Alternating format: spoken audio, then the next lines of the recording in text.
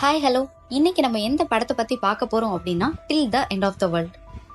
இந்த கதையோட ஒன்லைனர் என்ன அப்படின்னா, ஹீரோயினும் அண்டார்டிகாவுக்கு ஒரு பயணம் மேற்கொள்வாங்க. அங்க போறப்ப எதிர்பாராத விதமா அவங்களோட பிளேன் ஆக்சிடென்ட் ஆயிடும். அவங்க அண்டார்டிகாலே மாட்டிக்கிற சூழ்நிலை வந்துடும். அவங்க அதுலேருந்து தப்பிச்சு வெளியே வராங்களா, அவங்களோட நார்மல் லைஃபை வாழ்றாங்களா அப்படின்றது தான் கதை. சரி வாங்க கதைக்குள்ள போலாம். இந்த படத்தோட ஹீரோ பேரு ஃபூச்சான், ஹீரோயின் பேர் ரூயி. இந்த படத்தோட ஆரம்ப சீன்லேயே ஒரு பிளேன் அண்டார்டிகால போற மாதிரி காமிப்பாங்க. அதுல 3 பேர் இருப்பாங்க, ஹீரோ, ஹீரோயின், அதுவும் இல்லாம ஒரு பொண்ணு இருப்பாங்க. இவங்க 3 பேருக்கும் வந்த காரணம் வேறாக தான் இருக்கும். ஹீரோயினோட ஆசை என்னன்னு பாத்தீங்கன்னா, அண்டார்டிகா போய் புதுமையான அரோராஸ் பத்தி படிக்கணும் அப்படின்னு சொல்லுவாங்க. இன்னொருத்தவங்க ரிசர்ச்காக வந்திருப்பாங்க. ஹீரோவோட ஆசை என்ன அப்படின்னா, இங்க நடக்கிற நார்மலான கல்யாணம் மாதிரி இல்லாம அண்டார்டிகா அப்படின்ற லொகேஷன்ல இதுவரை எந்த கல்யாணமே நடந்ததில்ல, அங்க கல்யாணம் நடத்தி வைக்க வாய்ப்பு இருக்கா, அந்த என்வாயர்மெண்ட்லாம் எப்படி இருக்கு அப்படின்றத டெஸ்ட் பண்ணி பார்க்க வந்தவர் தான் அவரு.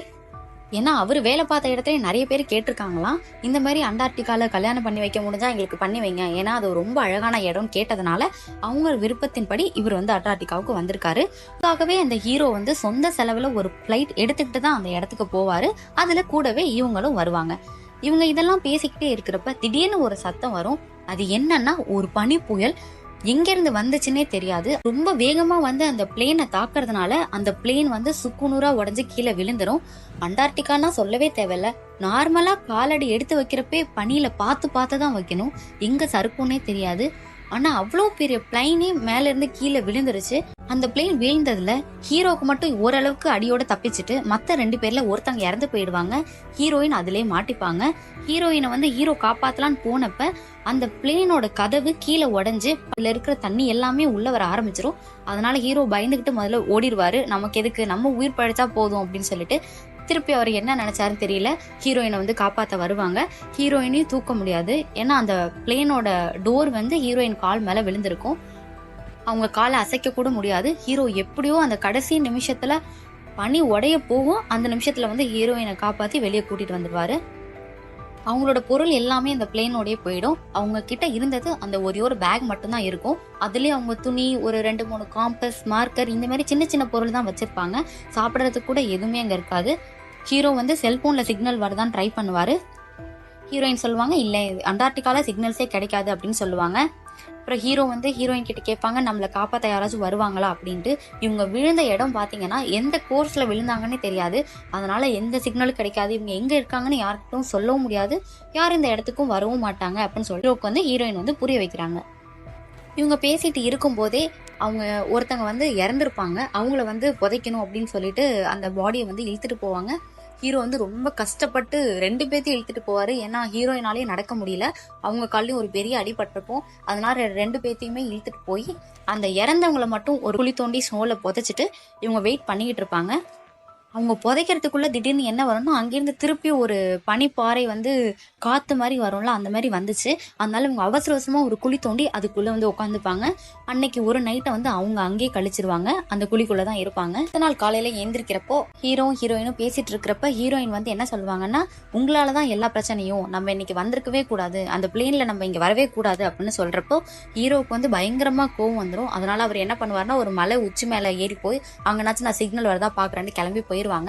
இவரு மேல ஏறின நேரத்துல நிறைய பறவைகள் அங்க புதைச்சிருந்தாங்க இல்லையா, அவங்களோட பாடியில கொத்தி கொத்தி சாப்பிடணும். அதை பார்த்து ஹீரோயின் ரொம்பவே அழுவாங்க.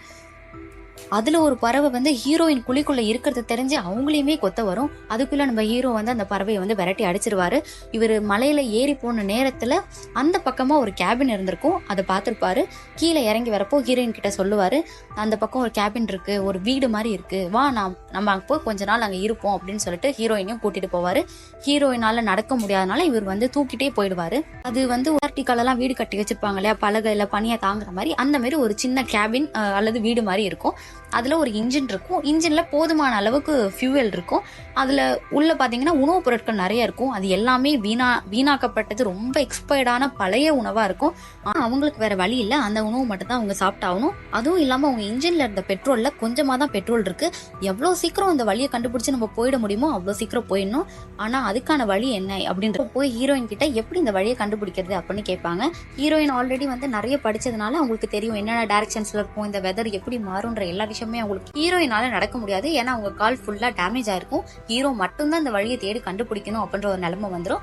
ஆனா ஹீரோயின் வந்து எல்லா பிளானுமே போட்டு கொடுத்துருவாங்க. ஏன்னா இங்க ஒரு கேபின் இருக்குன்னா கண்டிப்பா 20 கிலோமீட்டர் தூரத்துல இன்னொரு கேபின் இருக்கணும். ஆனா அது எந்த டைரக்ஷன்ல இருக்கு, நம்ம இப்ப எங்க இருக்கோம் எதுவுமே தெரியல அப்படின்னு சொல்லிட்டு எக்ஸ்பிளைன் பண்ணுவாங்க. 2 பேருக்கும் வேற வழியே இல்ல. கண்டிப்பா அந்த ஸ்டேஷன் எங்க இருக்குன்னு கண்டுபிடிச்சுதான் ஆகணும். அதுவும் ஹீரோ ரொம்ப டென்ஷன் ஆகி இல்ல நான் கண்டிப்பா கண்டுபிடிச்சிருவேன், 75 நாளுக்குள்ள நான் கண்டுபிடிச்சே ஆகணும். ஏன்னா அவங்க வச்சிருக்கிற உணவு, அதுவும் இல்லாம அந்த இன்ஜின்ல இருக்கிற எண்ணெய் எல்லாமே 75 நாள் மட்டும்தான் தாங்க முடியும். இந்த 20 கிலோமீட்டருக்குள்ள இருக்கிற சப்ஸ்டேஷனை கண்டுபிடிக்க இவருக்கு புறப்படுவாரு. அதுல முதல்ல போற இடம் தான் வடக்கு பகுதி, நார்த் சைடை நோக்கி போவாரு.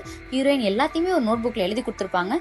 இந்த டைரக்ஷன் போங்க, பனி இப்படி இருந்தா என்ன பண்றது, ஒருவேளை பனி புயலே வந்துட்டால் நீங்க அதுல எப்படி சமாளிக்கணும், எந்த காலை நீங்க ரொம்ப யூஸ் பண்ணணும் அப்படின்னு எல்லாமே தெளிவா சொல்லிருப்பாங்க. அதெல்லாம் ஃபாலோ பண்ணி முதல்ல ஹீரோ நார்த் டைரக்ஷன் போய் பாத்துருவாரு. அங்க ஒண்ணுமே இருக்காது. போற வழியில ஹீரோக்கு வேற வழியே இல்ல, யாரும் பேச்சு துணைக்கும் அல்ல. இந்த பெண் குயின்ஸ் இருப்பாங்க, நிறைய சீகல்ஸ் இருக்கும், அவங்க கிட்ட எல்லாம் பேசிக்கிட்டே போயிட்டு இருப்பாரு. ஒரு திசையில போறப்பே 17 நாள் போயிடும். மீதி இருக்கிற 2 திசை பார்க்கணும். அதுல ஒரு திசை வந்து தனியா இருக்குன்னு ஹீரோயின் அப்பவே சொல்லிடுவாங்க. இன்னொரு திசைக்கு கொஞ்ச நாள்லயே போயிட்டு அடுத்த இன்னும் மீதி இருக்கிறது ஒரே திசை தான். அது வந்து சவுத் டைரக்ஷன். அங்க போற ஒரு மீன் பிடிப்பாரு. மீன் பிடிச்சிட்டு ஜாலியா திரும்பி பாப்பாரு. திரும்பி வரப்போ ஒரு சவுண்டு கேட்கும். அது என்னன்னு பாக்குறதுக்குள்ள அவர் நின்றுட்டு இருந்த அந்த பனிப்பாறை சுக்குநூறா உடஞ்சிரும். அவர் அதுக்குள்ள போய் மாட்டிப்பாரு. அதுலயே 2 நாள் போயிடும். ஹீரோயின் முன்னாடியே என்ன சொல்லி அமைச்சிருப்பாங்க அப்படின்னா, நீங்க போங்க, நீங்க 2 நாளுக்குள்ள வரலன்னா நான் என் முடிவை தேடிப்பேன், ஏன்னா என்னால இங்க இருக்க முடியாது, நீங்க இல்லாம நான் எப்படி இருப்பேன் அப்படின்னு சொல்லி அமைச்சிருப்பாங்க. போய் அடியில மாட்டிப்பாரு. அங்கிருந்து எப்படியோ ரொம்ப கஷ்டப்பட்டு லைட்டர் பத்த வச்சு ஒவ்வொரு பனியா உடைச்சு அவர் மேல வந்துருவாரு. மேல வந்த சமயத்தும் அந்த ஹீரோயின் கிட்ட போகணும்னு சொல்லிட்டு அந்த கேபினை தேடி ஓடி வருவாரு. ஆனா அதுக்குள்ள அந்த ஹீரோயின் நம்பிக்கை இழந்து ஒரு டின்னோட மூடி எடுத்து அவங்க கையை அறுத்துப்பாங்க. ஹீரோ அதை பார்த்து திருப்பி அவங்களுக்கு கட்டு போட்டு படுக்க வச்சிருவாரு. ஏன் அப்படி பண்ண, நான் இல்லைனாலும் நீ இருக்கிற சாப்பாடு எல்லாமே சாப்பிடணும், இந்த ஃபியூவல் தீர்ற வரைக்கும்னாச்சும் நீ உயிரோட இருக்கணும் அப்படின்னு சொல்லிட்டு திருப்பி அவரோட பயணத்தை ஆரம்பிச்சிருவாரு. அது திருப்பியும் பாத்தீங்கன்னா ஒரு பனிப்பாறை வந்து அவர் இடிச்சிரும். முன்னாடினாச்சும் அவர் வந்து ஒரு பாறைக்குள்ள போய் மாட்டிப்பாரு, அதுல இருந்து எந்திரிச்சு வந்துட்டாரு. ஆனா இப்ப அவர் விழுந்தது வந்து ஒரு கிளேஷியஸ். அதுக்குள்ள விழுந்தா அவரால் எந்திரிக்கவே முடியாது. அவரை ட்ரை பண்ணப்போ கீழே ரொம்ப போயிடுவாரு. அவருக்கு ஒரு வழி தெரியும், அந்த வழியா தான் பெண் குயின்ஸ் கீழே போயிட்டு மேல வரும். இவரும் அந்த வழியா எப்படியோ மேல ஏறி வந்துருவாரு. இப்ப இவர் வீட்டுக்கு போறப்போ ஒரு பயங்கரமான சத்தம் கேட்கும். ஹீரோயின் என்ன அப்படின்னு சொல்லிட்டு போய் பார்க்க சொல்லுவாங்க. ஹீரோ முதல்ல போய் பார்த்துட்டு அது ஒண்ணும் இல்ல, சும்மா காத்து சவுண்டா இருக்கும்னு சொல்லிட்டு வந்துருவாங்க. திருப்பி பயங்கரமா ஒரு சத்தம் கேட்கும். ஹீரோ போறப்ப யாரோ ஒருத்தவங்க உள்ள வர மாதிரி இருக்கும். அது என்னன்னா ஒரு குட்டி பெண் குயின். அதை ஹீரோ என்ன பண்ணுவாருன்னா ஒரு கருப்பு துணி போட்டு மூடி சூப் வச்சு குடிச்சிடலாம் அப்படின்னு சொல்லுவாரு. ஹீரோயின் வந்து இல்ல அதெல்லாம் எப்படி பண்ண முடியும், அதெல்லாம் ஒரு உயிரினம் அப்படின்னு சொல்லிட்டு அதை கூடவே வளர்ப்பாங்க. அதுவும் அந்த வீட்டுல ஒரு ஆள் மாதிரி தான் வளரும். கொஞ்ச நாள் அங்கே நாட்களை கழிச்சு அவங்களுக்கு திடீர்னு வந்து ஹீரோயின் மூக்குல இருந்து ஒரு பிளட் மாதிரி வரும். அது என்னன்னு முதல்ல ஹீரோ கிட்ட அவங்க சொல்லவே மாட்டாங்க, மறைச்சிருவாங்க. கொஞ்ச நாள் போக போக ஹீரோவே கண்டுபிடிச்சிட்டு ஏன் உன் மூக்குல இருந்து ரத்தம் வருதுன்னு கேட்பாரு. அதுக்கு அவங்க சொல்லுவாங்க, இந்த மாதிரி எனக்கு ஸ்கர்வி ப்ராப்ளம் இருக்கு, இப்படிதான் நோஸ்ல ரத்தமா வரும், இன்னும் கொஞ்ச நாள் போயிடுச்சு அப்படின்னா என் பல்லு எல்லாமே கொட்டி என் முடி எல்லாமே கொட்டி நான் வந்து வேற மாதிரி ஆயிடுவேன், நான் எப்படி இங்கிருந்து உயிர் பிழைக்க மாட்டேன், அட்லீஸ்ட் நீ ஆச்சும் போய் பொழைச்சி இருந்துக்கோ, நீ வந்து போறப்போ ஒரு புது வாழ்க்கை நீ ஆரம்பிச்சுக்கணும், என்னை பத்தி நினைக்காத அப்படின்னு சொல்றப்ப ஒரு இடையில அவர் வந்து ஹீரோயினுக்கு ஒரு ப்ரப்போசல் பண்ணிருப்பாரு. என்னன்னா ஒரு ரிங்கே இருக்காது, ஆனா உண்மையிலேயே ரொம்ப டச்சிங் சீனா இருக்கும். அப்ப ஹீரோ என்ன சொல்லுவாருன்னா, நான் வந்து இதுக்கு முன்னாடி எப்படி வேணா இருந்திருக்கலாம், பணம்னு அலைஞ்சிட்டு இருந்தான், உன்னை பார்த்ததுக்கு அப்புறம் நீ மட்டும் என் லைஃப்ல இருந்தா சந்தோஷமா இருப்பேன் அப்படின்னு சொல்லிட்டு அவர் அந்த இடத்த விட்டு கிளம்பிடுவாரு. ஒரு கடைசி பயணம் மாதிரி என்ன பண்ணுவாங்க, ஒரு நோட்டை ஹீரோயின் வச்சிருந்ததை கொடுப்பாங்க. அது எப்படி சர்வை பண்ணணும் அப்படின்ற ஒரு டைரியும் கொடுத்து அனுப்பிச்சிருவாங்க. அப்படியே போறப்ப திருப்பி ஒரு பனிப்பாறையில விழுந்துருவாரு. ஒரு மயக்க நிலையில இருப்பாரு. அப்போ ஒரு குரல் கேட்கும் அவருக்கு, கீச் கீச்சுன்னு. அது கண் திறந்து பார்த்தாதான் அது என்னன்னா ஒரு பெண் குயின் வந்து அவரை எழுப்பியும். அந்த பெண் குயின் நடந்து போகும் ஒரு இடத்துக்கு. என்ன இடம் அப்படின்னா, அவரு இத்தனை நாள் கஷ்டப்பட்டு தேடிட்டு இருந்த சப்ஸ்டேஷன் அங்கதான் இருந்துச்சு. இதுல போய் யாராச்சும் இருக்காங்களா அப்படின்னு தேடுவாரு. யாரும் இல்லாதனால வெறும் ட்ரம்மை வச்சு தட்டி சவுண்ட் மட்டும் கொடுப்பாரு. அங்க பக்கத்துல இருந்த அந்த பேட்ரோலிங் டீம், ரிசர்ச் பண்றவங்க எல்லாம் வந்துருவாங்க. இவரை காப்பாத்தி கூட்டிட்டு போயிடுவாங்க. அப்போ அவர் சொல்வாரு, இல்ல என் லவர் அங்க ஒரு இருக்கா, அவரை போய் கூப்பிடணும் அப்படின்னு சொல்லிட்டு அந்த கேபினுக்கு நேரா வண்டி எடுத்துட்டு வரப்போ கேபினுக்கு ரீச் ஆயிடுவாங்க. ஆனா அந்த ஒரு நொடியில அந்த கேபினே தரமட்டமா நொறுங்கிடும். ஏன்னா பின்னாடி இருந்து ஒரு பனிப்பாறை அப்படியே உருண்டு விழுந்து தடமே இல்லாத அளவுக்கு அந்த கேபின் மறைஞ்சிரும். ஹீரோ காப்பாத்த போனாலும் மத்தவங்க யாருமே விடல. ஏன்னா இவங்களுக்கு தப்பிக்கிறதுக்கு அது ஒரு தான் சந்தர்ப்பம். ஏன்னா இத்தனை நாள் அவர் அந்த பொழுதெல்லாம் அங்கேயே கழிச்சிருக்காரு, இதுக்கு மேலே தாமதிக்க விரும்பல அப்படின்னு சொல்லிட்டு அவர் அந்த வண்டியில இருந்து அங்கேருந்து கூட்டிட்டு வந்துருவாங்க. இவர் கண் முழிச்சு பாக்குறப்ப இவர் ஹாஸ்பிட்டல்ல இருப்பாரு. இவருக்கு புரிஞ்சிருச்சு எப்படியும், ஏன்னா அவர் கண் முன்னாடியே இந்த கேபின் வந்து தரமட்டம் ஆயிடுச்சு. அதுல ஹீரோயின் மட்டும் எப்படி உயிர் பழைச்சிருக்க போறது இல்ல. அவங்க கொடுத்த டைரி வந்து ஹாஸ்பிட்டல்ல பிரிச்சு பாக்குறப்ப அவங்க எழுதுனதெல்லாம் பார்த்து இவர் ரொம்பவே அழுகுறாரு. அதுவும் இல்லாம அவங்க கொடுத்த டாலர் வச்சுட்டு ரொம்ப அழுது இவர் திடீர்னு என்ன நினைக்கிறாருன்னா திருப்பி அண்டார்டிகாவுக்கு வண்டி எடுத்துட்டு போறாரு. ஒருவேளை ஹீரோயின் அங்க இருந்தா செத்தாலும் பிழைச்சாலும் அவளை நான் பார்த்தே ஆகணும்னு சொல்லிட்டு ஒரு வண்டி எடுத்துட்டு கடைசியா பாக்குற ஒரு வாய்ப்புனாச்சும் இருக்குமான்னு தேடி போறாரு. அங்க ஹீரோயின் இருக்காங்க, ஒரு குழிக்குள்ள படுத்துட்டு இருக்காங்க. அழுதுகிட்டே அந்த ஹீரோயினோட உடம்ப அவர் கையில தூக்கி வச்சு அழுகுறாரு. அதாவது ஹீரோயின் முன்னாடி ஒரு சீன்ல சொல்லியிருப்பாங்க, அவங்க வாழ்க்கையிலே என்ன ஆசை அப்படின்னா இவங்களுக்கு வேல்ஸ்னா ரொம்ப பிடிக்கும், அதாவது திமிங்கலம், அது வந்து ஸ்டார்ஸ் ரூபத்துல தெரியணும்ன்ற மாதிரி ஒரு கனவு சொல்லியிருப்பாங்க. அது கடைசியா ஹீரோயினை மடியில வச்சிருக்கிறப்ப அந்த காட்சி வானத்துல நடக்கும். அந்த ஹீரோயின் கண் திறந்து பார்த்திருப்பாங்க. ஆனா உயிரோட இருந்தாங்களா இல்லையான்றது கடைசி வரைக்கும் இந்த கதையில புரியவே இல்லை. ஆனா எனக்கு இந்த ஹீரோயின் உயிரோட இருப்பாங்கன்ற நம்பிக்கையே இல்லை. ஏன்னா ஹீரோயினை மடியில வச்சிருக்கிறப்ப அவங்களுக்கு ஒரு குரல் கேட்கும். அது என்னன்னா, ஹீரோயின் வந்து சொன்னதெல்லாம் ஹீரோ நினைச்சு பார்ப்பாரு, நீங்க எப்படியாச்சும் நான் இல்லைனாலும் வெளியே போயிடணும், நீங்க நல்ல வாழ்க்கையை வாழணும், எல்லாத்தையும் நினைச்சு பார்ப்பாரு.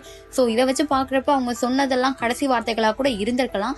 அதனால ஹீரோயின் உயிர் பழைக்க வாய்ப்பு இல்லை. அதுவும் இல்லாம அவங்க கடைசியா பார்க்க நினைச்ச அந்த வேல்ஸும் அவங்க பார்த்துட்டாங்க அப்படின்ற மாதிரி தான் காமிச்சிருப்பாங்க. இதை பெட்டர் எண்டிங்காகவும் அவங்க முடிச்சிருக்கலாம். ஆனால் இதை அதே டைமில் நெகட்டிவாகவும் முடிக்கலை, ஈக்குவலைஸ் பண்ணி தான் முடிச்சிருக்காங்க.